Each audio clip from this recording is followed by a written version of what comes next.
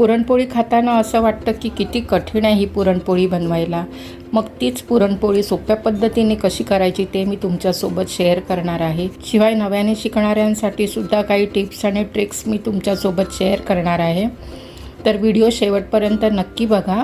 तर मी श्रावणी होम किचनमध्ये तुमचं मनापासून स्वागत करते. चला तर मग आपण सुरुवात करू.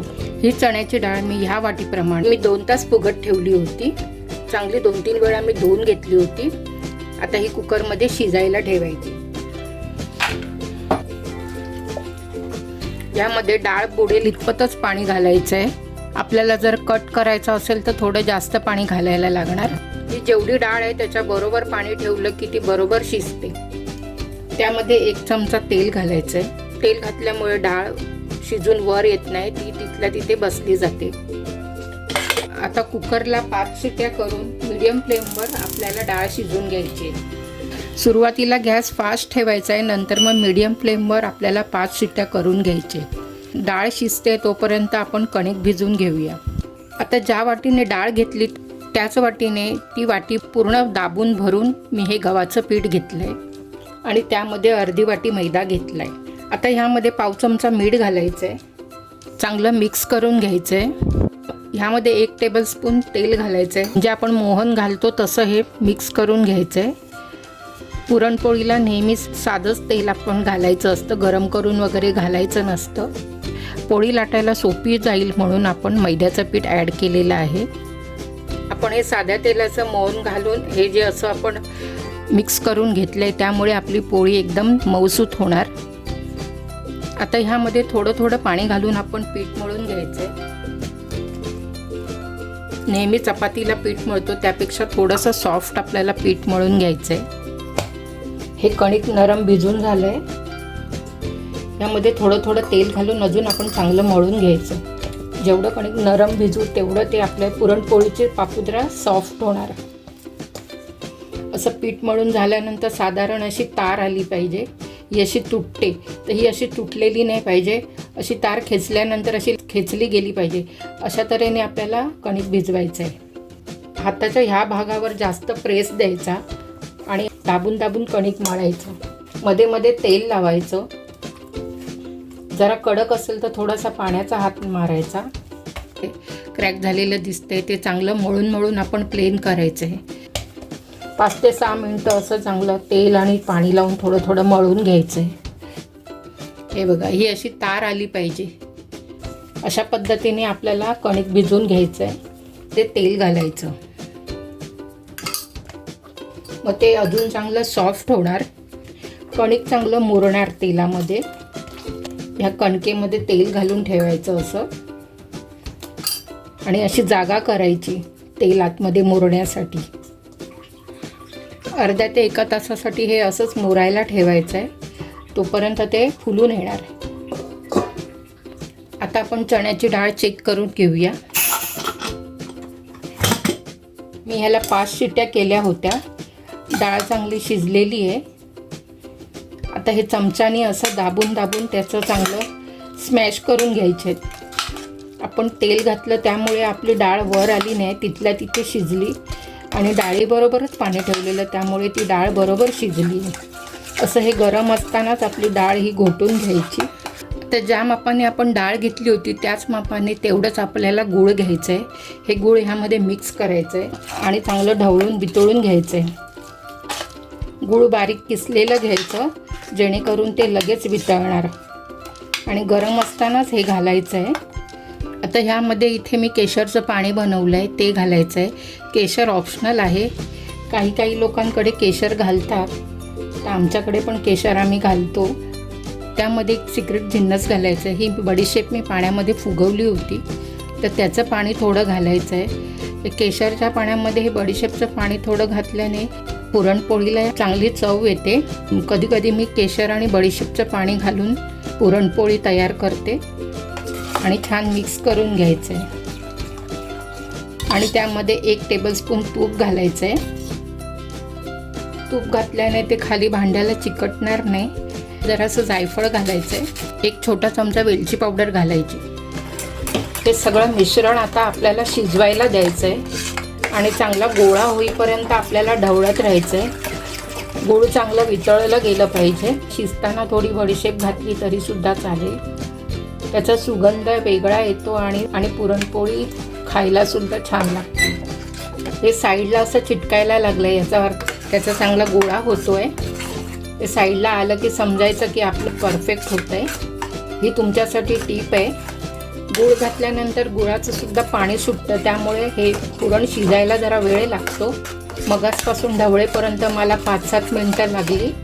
तूप घातल्यामुळे आपलं पुरण खाली चिटकत नाही आहे. तर ह्यामध्ये पाव चमचा सुंठ पावडर टाकायची आहे. वेलची पावडर, सुंठ पावडर ह्याची टेस्ट छान लागतेच. शिवाय मी बडीशेपचं पाणी आणि केशर घातलं आहे. ते ह्यात मिसळल्यानंतर त्याची चव अजूनच छान लागणार. तुम्हाला वाटेल की बडीशेप कधी कोणी घालतं का पुरणपोळीमध्ये, पण मी असं 1-2 वेळा करून बघितलेलं आहे. मला ती आवडली म्हणून मी तुमच्यासोबत शेअर केली. तुम्ही असं करून बघा आणि तुम्हाला आवडली की नाही ते तुम्ही नक्की कमेंट करून कळवा. हे बघा, हे आता आपलं पुरण तयार झालं आहे. कधी कधी गुळावर सुद्धा असतं, गूळ शिजताना पाणी पण जास्त सुटतं. काही वेळेला गुळाचं पाणी जास्त सुटत नाही, तेवढा आपला वेळ पण जातो. आता हे सुकलं आहे. हे पुरण मला असं ढवळायला साधारण 7 ते 8 मिनटं लागली. टोटल मला 15 ते 20 मिनटं लागली. आता बहुतेक ह्याच्यातलं पाणी बरंचसं निघालं आहे, कोरडं झालेलं आहे हे. आता हे झालं आहे की नाही हे कसं ओळखायचं? एक तर हे साईडला पुरण असं चिकटतं आणि झालं आहे की नाही हे बघायचं असेल तर पुरण आहे त्याच्यामध्ये असा चमचा आपण हे करायचा, असं उभा राहिला की समजायचं की आपलं हे पुरण तयार झालं आहे. आता आपण हे गाळून घेऊया पुरण. इथे मी असं पातेलं घेतलं आहे, त्यामध्ये ही अशी जाळी घेतलेली आहे. ह्या जाळीमध्ये आता हे जे आपण पुरण तयार केलेलं आहे ते घालून घ्यायचं आहे. आणि हे गरम असतानाच असं आपण स्मॅश करून घ्यायचं आहे, जेणेकरून जेवढं बारीक पुरण आहे ते सगळं आपलं खालच्या पातेल्यामध्ये उतरून येणार आणि वरची जाड डाळ राहिली आहे ती वरची जाळीवरती राहणार. हे जाळीच्या खाली जे राहिलं आहे पुरण ते असं काढून घ्यायचं आहे. आपलं पुरण सगळं हे आता गाळून झालं आहे. आता हे थोडं थंड व्हायला द्यायचं. आता ह्या कणकेला 1 तास होऊन गेला आहे. आपण आता बघून घेऊया. हे अजून जरा चांगलं अजून 2-3 मिनटं आपल्याला चांगलं मळून घ्यायचं आहे. हे बघा किती नरम आहे पीठ. जेवढं आपण मळून घेऊ तेवढं आपली ती पोळी सॉफ्ट होणार आणि खायला सुद्धा जिभेवर विरघळणारी लागणार. ही कणकेची मी एवढी गोळी घेतली आहे आणि त्याच्यापेक्षा दुप्पट आपल्याला पुरणाची गोळी घ्यायची आहे. आता पुरण कसं भरायचं ते पाहून घेऊया. ही गोळी घेतली आहे, तेलाचा हात घ्यायचा आहे, असा मध्ये प्रेस करायचा आहे. त्यानंतर हाताला असं पीठ लावून घ्यायचं आहे. ही 4 बोटं बाहेर ठेवायची आहेत आणि हा अंगठा असा हात घालायचा आहे आणि हळू असं हा जो भाग आहे वरचा तो प्रेस करत जायचा आहे आणि फिरवत जायचं आहे. पण अंगठ्याच्या साईडचं आहे ते फक्त धरून ठेवायचं आहे, दाबायचं नाही आहे. फक्त सपोर्टसाठी हा अंगठा धरायचा आहे. बाकी वरून हळू ही पारी आपण थोडी अशी मोठी करत जायची आहे. पण पीठ चांगलं मळल्यामुळे ती बरोबर सरकते आहे. थोडा ह्या हाताने थोडासा सपोर्ट द्यायचा आहे आणि अशी फिरवायची आहे. वरून अशी हळू आपण अशी फिरवली की आतल्या साईडला जायचं. आतून ती हळू दाबून मोठी करायची आणि खालचा भाग हा मधला भाग आहे तो थोडा जाडाच ठेवायचा आहे.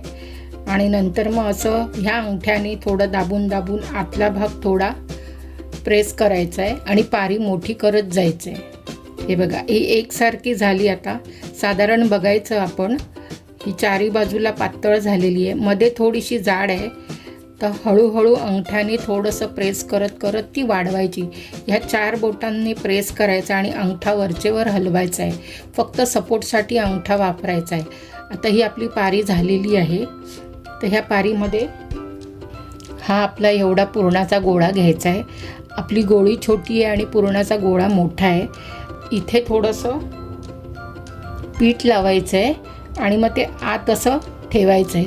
ह्या पुरणाला असा हात धरून हा असा सपोर्ट द्यायचा आहे आणि ह्या हाताने दाबायचं आहे आणि हात वर करून फिरवायचं आहे, असं दाबायचं आहे आणि फिरवायचं आहे आणि हे सगळं पुरण आत घालायचं आहे आणि नंतर मग असं हळू हा गोळा जवळ घ्यायचा आहे. हे पीठ असं जवळ आणायचं आहे आणि ह्याचं असं बंद करायचं आहे आणि शक्यतो उघडणार नाही ह्याची काळजी घ्यायची आहे. थोडंसं पीठ लावायचं आहे आणि असं हाताने हळू थोडंसं प्रेस करायचं आहे, मधल्या साईडला प्रेस करायचं आहे. पिठामध्ये गोळी मिक्स करायची आहे आणि हा अंगठा आहे तो मध्ये धरायचा आहे आणि हळू इथून प्रेस करत थोडीशी गोळी मोठी करायची आहे. अर्धी पुरणपोळी आपण इथे हातावरतीच दाबून अशी थोडी मोठी करायची आहे. अशी साईडने दाबून झाली की परत जरा आतल्या साईडला अंगठ्याने थोडं प्रेस करायचं आणि असं दाबत जायचं. त्याच्यानंतर पुन्हा जरा आतल्या साईडला जाऊन असं थोडं दाबत जायचं. असं करून हळू ही कडासुद्धा आपण प्रेस करून घ्यायची आहे. आता आपण ही लाटायला घेऊया. आता लाटायला इथे बटर पेपर घ्यायचा आहे. नव्याने ज्या करणार आहेत त्यांना डायरेक्ट पोळपाटावर लाटायला जमणार नाही, म्हणून असं हा पेपर घ्यायचा आहे. पेपरवर ही पोळी ठेवायची आहे आणि ह्याला मैद्याचंच पीठ लावायचं आहे, तांदळाचं पीठ वगैरे लावायचं नाही. लाटणीला थोडंसं असं पीठ लावून घ्यायचं. अशी अलगद लाटणी फिरवून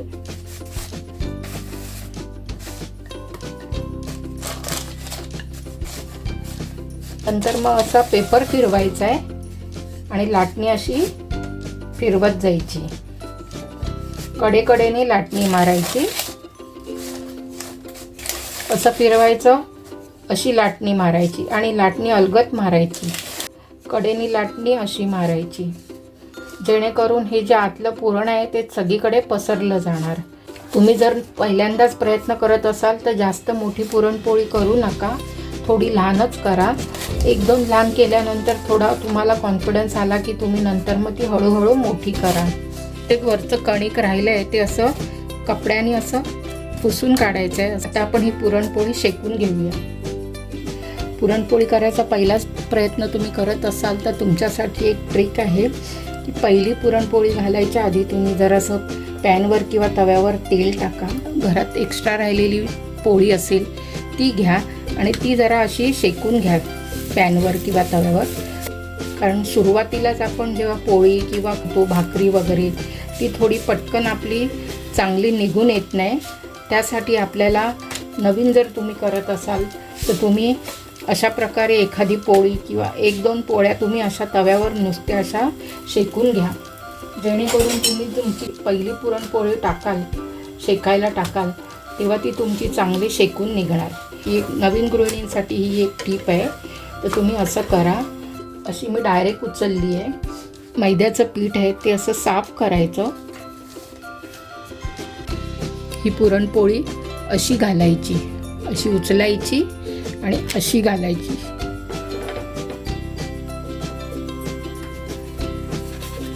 जास्त वेळ ठेवायची नाही, 1 मिनिट भर ठेवायची आणि मग परतायची. गॅसची फ्लेम मीडियम ठेवायची आहे. बघा पुरणपोळी फुगली आहे.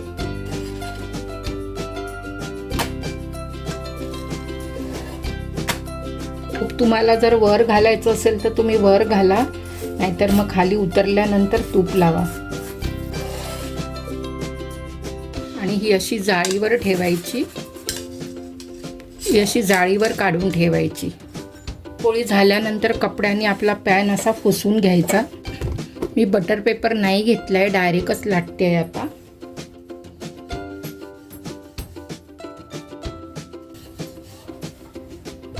ही पोळी आपल्याला अशी हाताने उचलायला नाही जमली तर मग ही लाटणी अशी ठेवायची आणि हा भाग असा वर घ्यायचा आणि ही लाटणी अशी गोल फिरवायची आणि अशी उचलायची, ह्या तव्यावर घालायची. अशी इथे कडेला टेकवायची आणि अशी लाटणी खाली सोडून द्यायची. ही पुरणपोळी कशी फुगली बघा. ही आता पलटून घेऊया, बदलून घेऊया.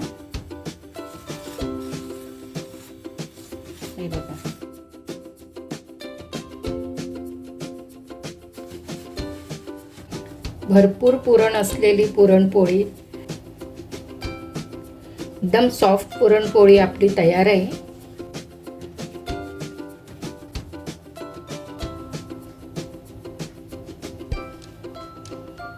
कटाची आमटी केली नसेल तर दुधाबरोबर किंवा तुपाबरोबर खायची. ही पुरणपोळी एकदम सॉफ्ट झाली आहे. ही पुरणपोळी तुम्हाला कशी वाटली तर कमेंट करून कळवा आणि व्हिडिओ आवडला असेल तर लाईक शेअर सबस्क्राईब करा. माझी रेसिपी बघितल्याबद्दल धन्यवाद.